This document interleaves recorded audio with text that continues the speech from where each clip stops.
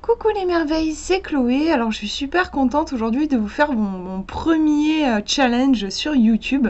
J'ai été invitée par Sabrina de la chaîne Sabrina Passion des Oracles pour faire un tour de 15 tarots. Le défi s'appelle Mon âme en 15 tarots. C'est-à-dire que je vais vous détailler différents aspects finalement de ma personnalité, de ce que je suis à travers 15 tarots bien choisis. Donc c'est un challenge qui a été lancé de base par Florence de la chaîne Miss Florence. Je ne la connaissais pas. Donc c'est chouette ce genre de challenge parce que ça permet aussi de rencontrer des passionnés dans le même secteur que nous. Donc si jamais vous avez aussi envie de vous joindre au challenge, c'est possible, il faut juste mettre le hashtag #MonAmant15tarot. Et voilà, je serais curieuse aussi de connaître votre sélection. Si jamais vous vous lancez dans l'aventure, vous pouvez me le mettre en commentaire et comme ça j'irai voir. Donc là, en fait, je vais vous montrer 5 tarots. Je ferai une prochaine vidéo demain, je pense que je la mettrai en ligne vers 4 h. Et pareil, dimanche vers 4 h, vous aurez la suite, donc ça va se faire en 3 parties. Comme ça laisse un peu de suspense, et puis ça fait pas des vidéos qui durent 1h30 non plus, quoi. Donc le premier tarot que je vais vous montrer, c'est justement en fait le premier tarot que je me suis procuré, celui avec lequel j'ai commencé l'aventure du tarot. Il s'agit du tarot de la sagesse animale de Ted Andrews. Normalement il arrivait dans une boîte, une grosse boîte, un peu comme les boîtes que font Alliance Magique. Sauf qu'à l'époque je ne gardais pas les boîtes, donc je ne l'ai plus. Mais normalement vous aviez à l'intérieur, vous aviez cette boîte là qui est de moins bonne qualité en fait. Et puis vous avez le livret avec. C'est un peu comme voilà, ces boîtes là où vous avez à l'intérieur le bouquin et tout ça. Et le jeu. Donc ouais, quand j'ai commencé le tarot, j'étais un petit peu effrayée, j'avais un peu peur, j'étais frileuse, comme je viens d'une famille où on ne pratique pas du tout la cartomancie, c'est vrai que j'avais des idées sur le tarot, j'étais un petit peu effrayée, et le côté animaux, ça me rassurait, quoi. Il n'y a pas la carte de la mort avec le squelette, on n'a pas ces espèces de... Je sais pas, ces images, elles me faisaient un petit peu peur, on a un truc... teinté de religion, je trouvais, enfin moi ça m'inquiétait un peu. Donc là, celui-ci n'était pas effrayant pour moi. On est sur des photos donc d'animaux. Après ça reste un tarot, donc vous avez toujours la signification par rapport au tarot. Donc là on voit bien que c'est une reine, donc l'élément qui correspond c'est le feu. Et on nous dit, parce que c'est la reine de bâton, c'est sympa aussi pour apprendre un petit peu les correspondances quand on débute. Et puis là, on a un mot-clé, enfin pas un mot-clé, mais oui, le thème de la carte. Et c'est sympa aussi, je trouve, pour commencer à faire des tirages, d'avoir aussi les indications sur la carte. Et là, on nous dit des anciens, parce qu'en fait, on a plusieurs catégories. Les animaux sont classés par catégorie. Donc là, par exemple, on a les ailés. Donc une tourterelle, bon là on a un arcane majeur pour le coup. Là aussi, l'ermite. Voilà, les quadrupèdes. Et c'est aussi avec ce jeu que j'ai commencé à travailler au niveau des animaux totems, découvrir mon animal totem. Je découvrais en fait tout ce monde de l'ésotérisme. Et je trouve qu'il est très bien fait, notamment au niveau du livre. Vous avez vu, c'est un livre qui est quand même assez costaud, hein. On n'est pas sur un petit bouquin. C'est sympa, je trouve, d'avoir un livre aussi détaillé. C'est rare, en fait, d'avoir un livre aussi détaillé avec un tarot. Les deux sont vendus ensemble. Et il est méga bien fait. Genre, à la fin, on a toute une partie pour apprendre vraiment à faire de la divination. Je vais vous montrer vite fait voilà, faire les préparatifs requis, préparer le consultant, la divination. Mais on a vraiment un certain nombre de pages. Vous voyez qu'on est à la page 387, c'est un gros bouquin. Et ça continue, divination et tirage 399. On est toujours sur cette histoire de divination et tirage. Donc c'est vraiment, ça reprend vraiment à la base, justement. Moi qui débutais, il m'a beaucoup appris en fait celui-ci. Voilà donc pour le premier jeu. Alors le deuxième, c'est celui qui a bouleversé mon voyage avec le tarot.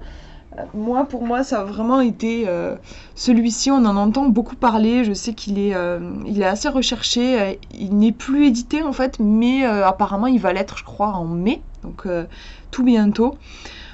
Histoire de sorcière, ouais, il m'a vraiment plongé dans une lecture très intuitive et avec ce tarot, j'ai compris qu'on n'était pas obligé d'avoir. Moi, en fait, le tarot de Marseille, il me freine un peu. Je le trouve, j'ai du mal à m'y projeter. Je trouve qu'il y a quelque chose d'un peu vieillot. Et en fait, ce jeu-là, il a un truc très moderne. Moi, je le ressens comme ça. Vous voyez là, par exemple, là, c'est la tempérance qui est représentée, quoi. Elle est en plein cours de yoga et des cupcakes derrière. On a un côté presque pop culture, très dans, ancré dans le quotidien, je trouve. Et moi, ça m'a plu. Ça a cassé justement cette image un peu vieillotte qui, moi, me bloquait. Et ça m'a permis de beaucoup développer, donc comme je disais, mon intuition et tout ce qui est raconter des histoires. Ça me plonge dans un imaginaire, je l'adore, c'est le tarot que j'utilise pour mes consultations, il est parfait pour moi en fait. Je peux lui poser toutes les questions que je veux, il est toujours il n'est jamais muet, il me dit toujours plein de choses, il est vraiment exceptionnel pour moi et il a un peu dépoussiéré le tarot en fait. Pour moi. Voilà pour ce jeu. Alors le troisième c'est l'enfant intérieur. Alors j'ai pas mal hésité sur le choix du tarot en question et j'ai choisi finalement le Nicoletta Secoli Tarot. J'ai hésité parce que pour un tarot qui représente l'enfant intérieur, forcément on a tendance à penser à des choses très gaies, très colorées. C'est pas le cas de ce jeu là. Il a quelque chose d'un peu triste, on le voit au niveau du regard de la petite fille. Et donc il a un truc un peu mélancolique et même un peu dur, hein. Il y a certaines cartes qui peuvent être assez troublantes, assez dérangeantes. On est un peu à mi-chemin entre Alice au Pays des Merveilles, un truc un peu à la Tim Burton. On a un univers qui peut paraître un peu froid aussi. Je sais pas pourquoi, ça s'explique pas toujours, hein, les oracles et les tarots, il y a une part de mystère. Je sais pas pourquoi, moi, il me parle, il m'émeut, il me touche énormément, il me touche au niveau de mon enfant intérieur. J'ai personnellement un enfant intérieur qui a été très blessé. Et je sais pas, il y a un lien intime qui se passe pour moi avec ce tarot.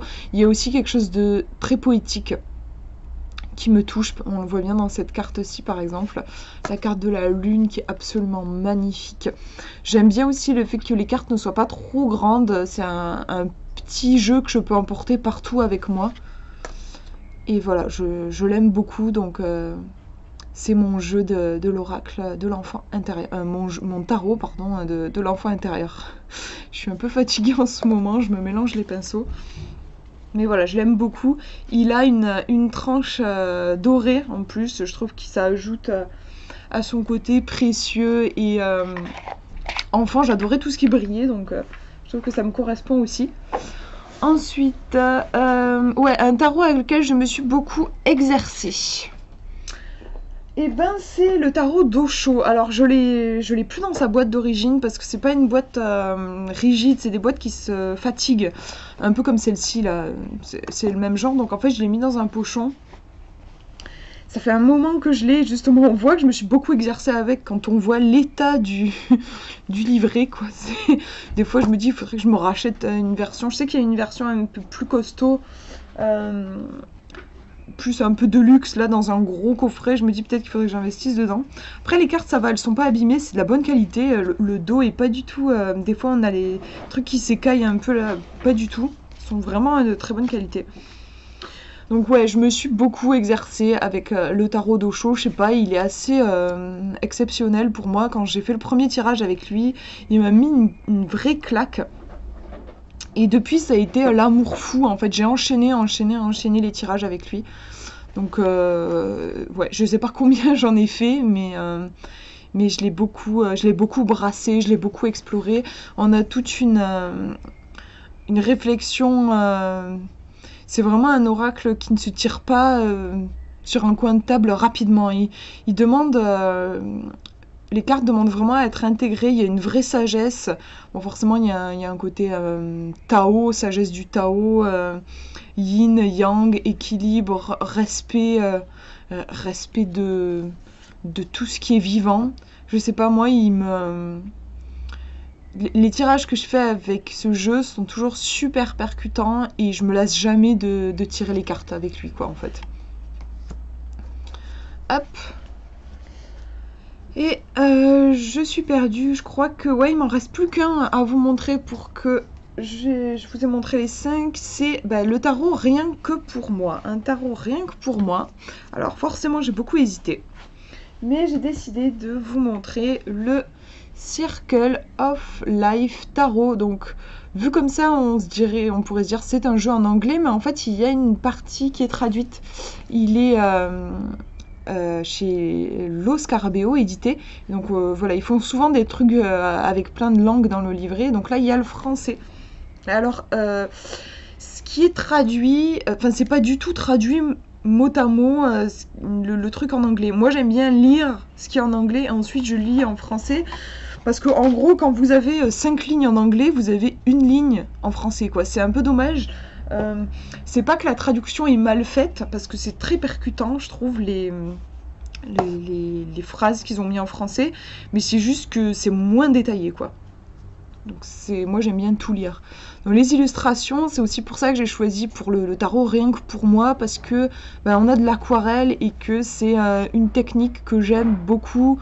Et quand j'ai fait des études en art, je sais pas, instinctivement je suis allée vers l'aquarelle. C'est une technique où il y a beaucoup d'eau et l'eau est un élément qui me parle beaucoup, donc j'adore l'aquarelle. J'adore peindre à l'aquarelle et j'adore observer des peintures à l'aquarelle. Il y a une vraie douceur. Et puis au niveau de l'univers du tarot, on a quelque chose de un petit peu fantaisie, comme si on était dans un roman fantastique ou de fantaisie. Ouais, il y a des lutins, j'aime beaucoup, c'est un univers qui me parle énormément en fait personnellement et dans lequel j'ai beaucoup de facilité à me projeter, à projeter mon inconscient et à raconter des histoires. J'aime aussi les tarots qui permettent ça, qui permettent vraiment de raconter des histoires. Et quand je dis histoire, moi j'aime bien le parcours de base avec le héros et puis le héros qui va rencontrer des difficultés, tout ça. Là on est vraiment dans des... Voilà, par exemple... Alors voilà, c'est comme ça. Oui, par exemple, là, l'épreuve, le gars qui n'arrive pas à sortir, qui est enfermé, on peut vraiment l'utiliser pour raconter des histoires. Et le livret, il est tout petit, mais il est tellement, mais tellement bien fait. Je vais vous montrer, parce que je vous parlais de la traduction en français. Ouais, hop, voilà. Et je vais vous faire une mise au point. Donc on n'a pas grand chose, vous voyez, en français, mais c'est hyper percutant, je trouve. Par exemple, là, l'as de denier évalue avec bon sens les ressources dont on dispose et souvent le premier pas pour accéder à la connaissance. Je sais pas, c'est comme si c'était des phrases de sagesse qui sont à méditer, et elles sont toutes très percutantes et c'est un tarot que j'aime beaucoup. Il me touche, quoi. Voilà pour cette présentation. Du coup, je vous donne rendez-vous demain, en fait tout le week-end, samedi et dimanche, à 4h. Je vous posterai donc la suite de ce défi. Je vous fais de gros bisous. Prenez bien soin de vous.